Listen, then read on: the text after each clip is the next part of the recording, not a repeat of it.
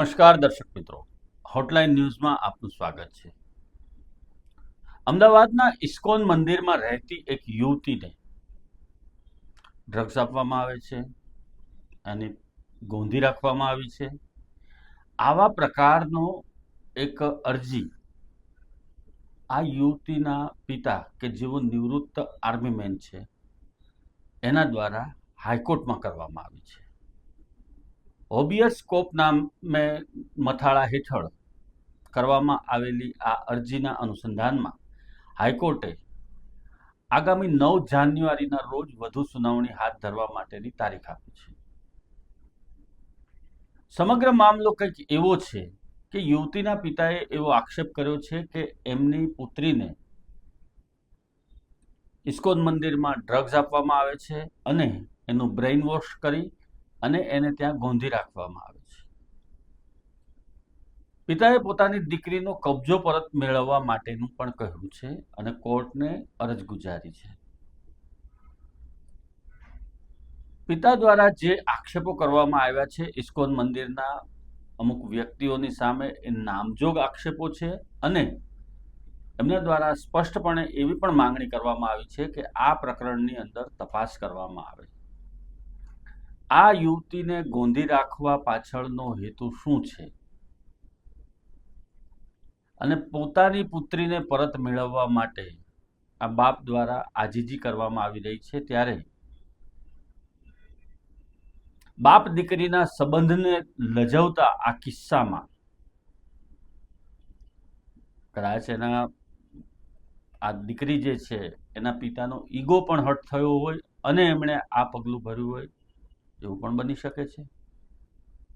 સમાજની અંદર શું વાત થશે એવા ડરને કારણે પણ એમણે આ પગલું ભર્યું હોય અથવા તો એક પિતાની લાગણી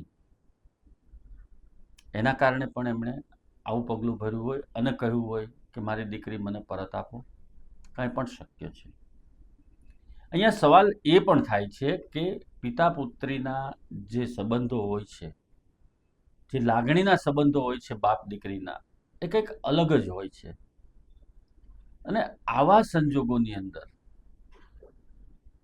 ઉંમરલાયક થયેલી દીકરી જ્યારે આવા કોઈ ધાર્મિક સંસ્થાના વડા અથવા તો ધાર્મિક સંસ્થાના સંચાલકોના ઝાંસામાં આવી જાય એમ કહી શકાય અને પોતાના ઘર-બાર ત્યાગી દે તો આપણો સમાજ કઈ દિશામાં જઈ રહ્યો છે એ પણ એક મનોમંથન કરવાની વાત છે.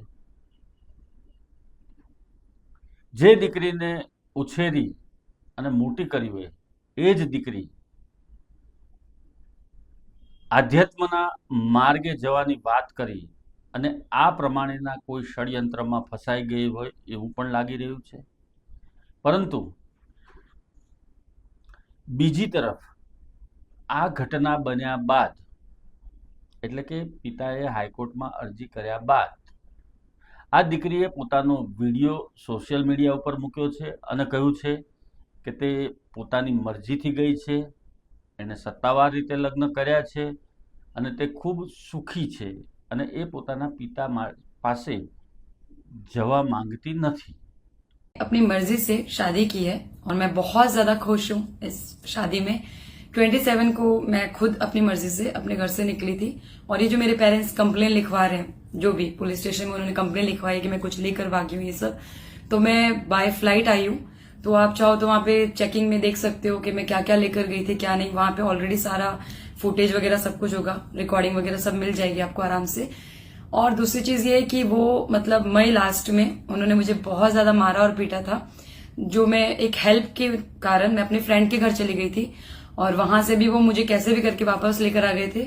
और वापस लाने के बाद घर पे सेम चीज स्टार्ट हो गई थी कि तुम्हें मार देंगे, पीट देंगे, जबरदस्ती तुम्हारी शादी करा देंगे, तुम्हारे साथ कुछ भी कर सकते हैं हम, बिकॉज हम पेरेंट्स हैं तो हम कुछ भी कर सकते हैं.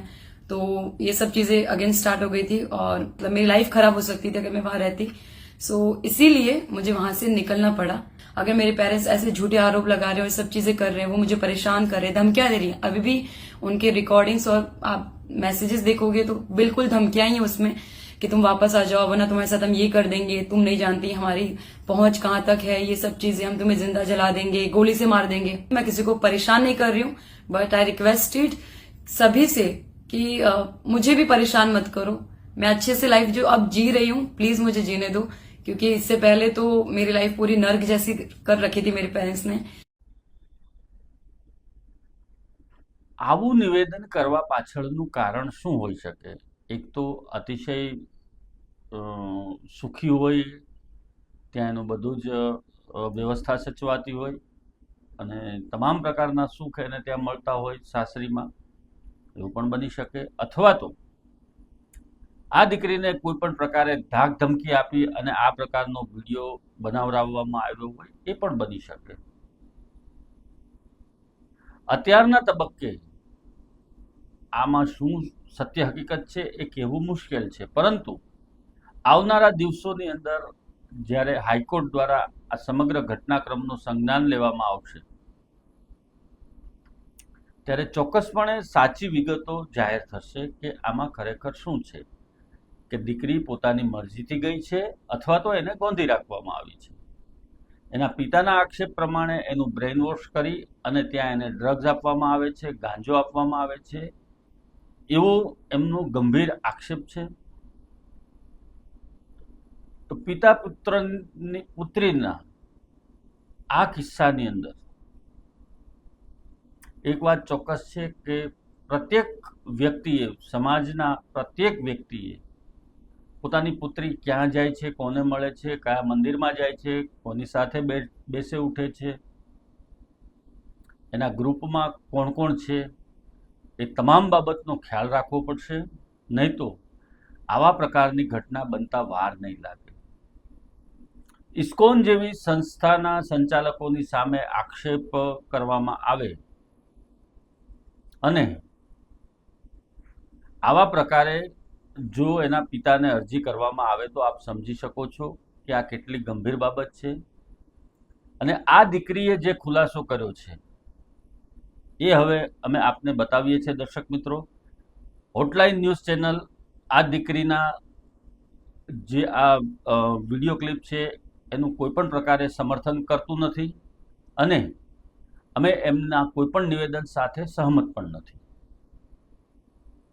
જે કોઈ વિગતો અમને સોશિયલ મીડિયાના માધ્યમથી મળી છે અથવા તો કોર્ટના માધ્યમથી મળી છે એ અમે એક તટસ્થ ભાવે આપ સૌની સમક્ષ રજૂ કરીએ છીએ અને આપ સૌને પણ મનોમંથન કરવા માટે વિનંતી કરીએ છીએ કે આપણા સમાજની અંદર આવી ઘટનાઓ જ્યારે બને છે ત્યારે આપણે ચોક્કસપણે વિચારવું પડશે કે આપણો સમાજ કઈ તરફ જઈ રહ્યો છે, આપણા યુવક યુવતીઓ કઈ દિશામાં જઈ રહ્યા છે, તેઓ કોના સંપર્કમાં આવ્યા પછી આવા પ્રકારના પગલાં ભરે છે.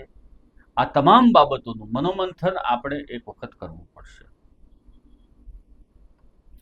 દર્શક મિત્રો, આ જે પિતા પુત્રીની લડાઈ છે એમાં પિતાની લાગણી છે એવું ચોક્કસ જોઈ શકાય અથવા કહી શકાય, પરંતુ સામે દીકરીની પણ જીદ છે. દીકરીની ઉપર પિતાએ ચોરીનો આક્ષેપ મૂક્યો છે. એ બાબતમાં પણ દીકરી બોલે છે કે જો મેં ચોરી કરી હોય અથવા તો હું કંઈ પણ વસ્તુ ઘરમાંથી લઈ ગઈ હોઉં તો હું બાય પ્લેન આવી છું, એટલે એરપોર્ટ ઉપર ચેકિંગ થયું છે, ત્યાં આપ તપાસ કરી શકો છો, એના સીસીટીવી ફૂટેજ ચેક કરી શકો છો. સમગ્રતઃ દીકરી પોતાના ઘરમાંથી પોતે જ ચોરી કરી હોવાની વાતનો છેદ ઉડાડે છે અને પિતા એના ઉપર ચોરીનો આળ મૂકે છે. આગામી દિવસોમાં જોવાનું એ રહેશે કે આ પ્રકરણની અંદર કોર્ટ દ્વારા શું હુકમ કરવામાં આવે છે અને આગળ કઈ પ્રકારે કાર્યવાહી કરવામાં આવે છે. આભાર દર્શક મિત્રો. અમારી હોટલાઇન ન્યૂઝ ચેનલને આપ લાઈક કરો, શેર કરો અને સબસ્ક્રાઇબ કરો. આવા પ્રકારના વિડીયો તમને જોવા ગમતા હોય તો હોટલાઇન ન્યૂઝ ચેનલને લાઈક, શેર અને સબસ્ક્રાઇબ કરો.